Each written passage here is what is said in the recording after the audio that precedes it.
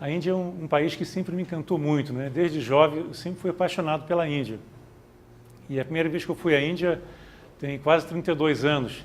E já naquela época eu fiquei realmente muito encantado com a cultura, com a hospitalidade, a beleza, né, da Índia, que a Índia tem panoramas fantásticos, né? Na realidade, a Índia possui várias nações dentro de um único país.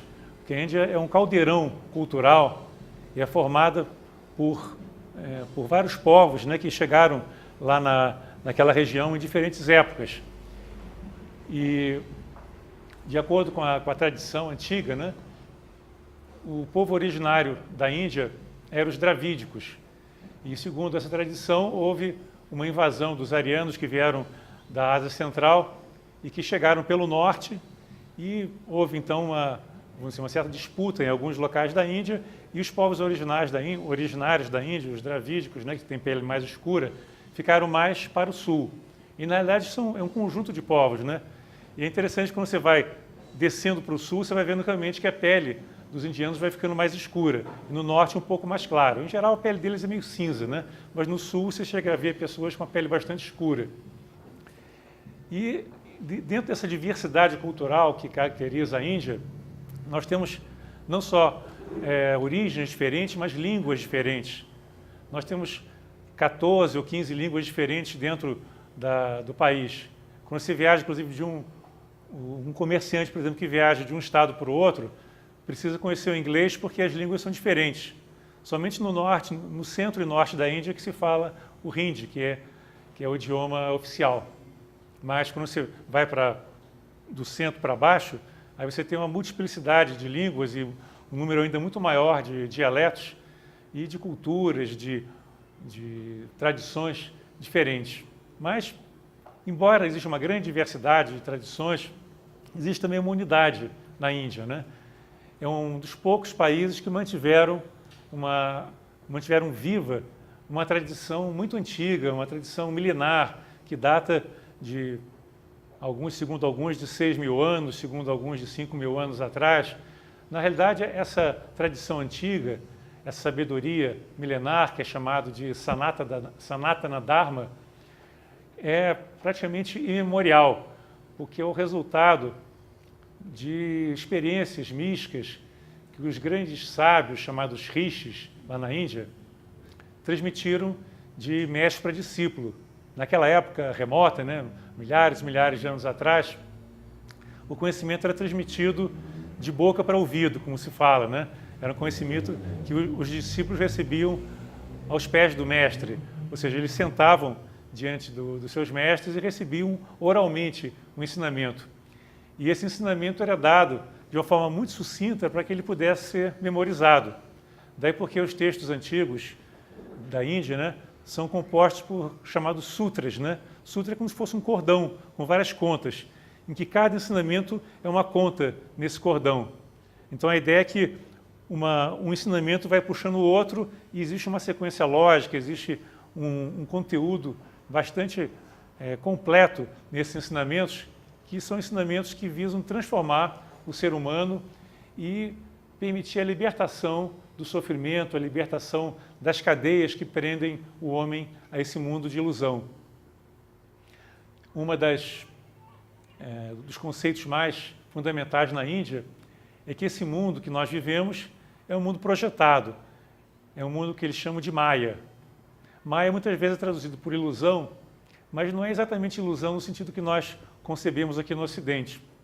Maya, para eles, não é considerar que tudo que nós observamos, tudo que nós presenciamos é ilusório. O que nós conseguimos captar pelos nossos sentidos tem uma certa relação com a realidade. Só que por ser uma projeção dessa realidade, dá uma noção tosca, uma noção incompleta do que vem a ser essa realidade superior, essa realidade suprema.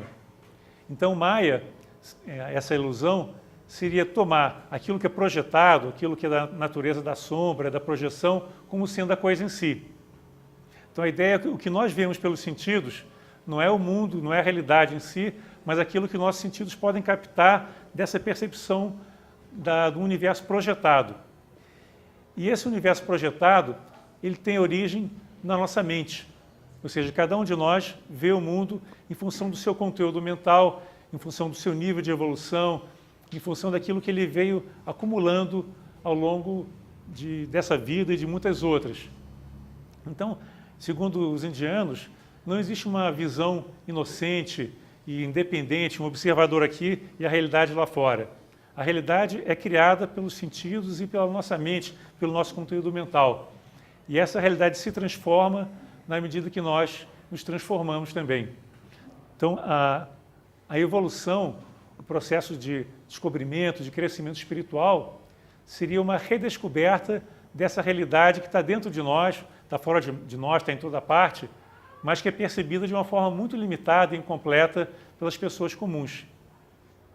Então, esses rishis, esses grandes sábios ao qual eu me referi no início, são pessoas que tinham essa percepção direta da realidade. Eles tinham já desenvolvido um elevado grau de percepção dessa realidade, tinham desenvolvido não só os sentidos físicos, mas os sentidos internos, tinham desenvolvido muito a sua mente, então conseguiam ter uma percepção não polarizada, uma percepção muito mais pura da realidade, isso porque eles já tinham eliminado, em grande parte, o egoísmo, que, de acordo com essa visão indiana, é o egoísmo que impede que nós possamos ver a realidade como ela é. E nós acabamos criando um mundo que está centrado em torno do nosso eu. Esse eu, que segundo os indianos, é um eu ilusório, é uma criação do nosso pensamento. Então existe uma série de textos de grande profundidade na Índia, e os textos mais antigos remontam a essa data de 5.000 anos, 6.000 anos, e todos apontam o texto principal dessa época como sendo os Vedas. Então os Vedas são, vamos dizer, a base, a origem do pensamento indiano. E existem 4 Vedas principais, o Atharva Veda, o Sama Veda, o Yarju Veda e o Rig Veda. Sendo que o Rig Veda é o mais antigo de todos. Na verdade, eles não foram todos escritos na mesma época, né? O Rig Veda que é o mais antigo. E esses textos são hinos religiosos, hinos sagrados de devoção à divindade. E quando se tem o primeiro contato com a mitologia e com a religiosidade dos indianos, dá a impressão que eles são panteístas, que eles adoram uma série de deuses, inclusive muitos desses deuses estão vinculados, né, às forças da natureza. Então dá a impressão que eles estão adorando, né, deuses que seriam para nós assim deuses falsos, entre aspas, né? Mas quando se penetra mais nessa cultura indiana, nós percebemos que por trás dessa grande diversidade cultural, religiosa, por trás da multiplicidade de divindades que nós encontramos nos templos, nos retratos e nas várias representações, né, religiosas, na realidade são expressões de uma mesma divindade que seria suprema e que estaria por trás de todos os fenômenos que nós podemos observar. E a essa divindade eles chamam de Brahman. Brahman, portanto, seria aquele ser supremo que está além de qualquer concepção que nós possamos ter mensalmente. Ou seja, o nosso intelecto é incapaz de conhecer, de ter qualquer noção do que seja Brahman, porque ele é o absoluto, ele é o inominável. A própria palavra Brahman já é uma limitação. Alguns indianos preferem chamar de aquilo, porque quando você dá um nome, geralmente você está associando esse nome a alguma propriedade, a algum atributo. E eles dizem que esse ser, né, transcendente, né, esse aquilo, ele está além de qualquer formulação, está além de nossa compreensão. E todos os seres, inclusive nós, seres humanos, somos uma expressão dessa mesma divindade. Todos os seres humanos, a natureza, as árvores, os animais, todos são uma expressão da divindade. Ou seja, nessa visão, tudo é sagrado, porque tudo é divino. E é interessante que quando nós chegamos na Índia, né, nós nos deparamos com esse magnetismo do sagrado, que às vezes aqui no Ocidente é muito negligenciado. Nós aqui esquecemos do sagrado, nós esquecemos de reverenciar a vida pelo seu mistério, pela sua beleza. E lá no Oriente, especialmente na Índia, você tem essa noção muito presente do sagrado. O indiano, desde que acorda, tem em mente que ele é um ser divino. Ele está conectado aos deuses, aos grandes gurus, aos grandes sábios, aquele sentimento religioso que está presente em toda parte na Índia. Então, desde o momento que o indiano acorda, ele já começa a fazer os seus rituais.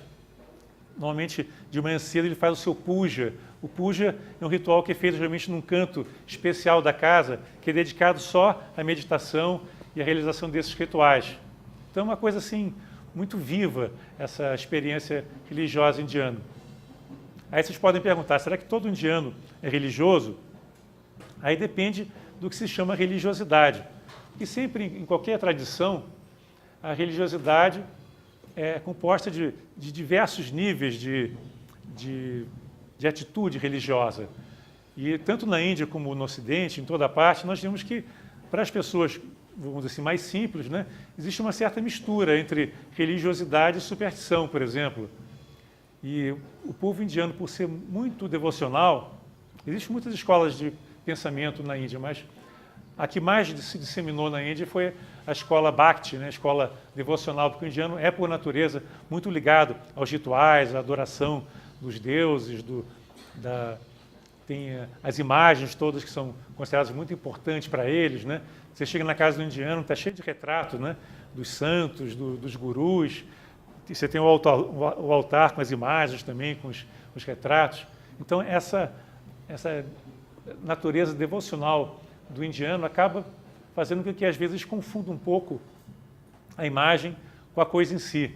É que nem quando nós confundimos o mapa com o território.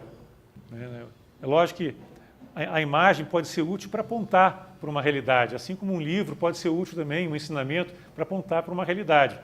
Mas se nós ficarmos presos à imagem, ficarmos presos à letra morta, nós não vamos encontrar essa realização, não vamos encontrar essa sabedoria, que é uma sabedoria viva, que tem que ser vivenciada no coração.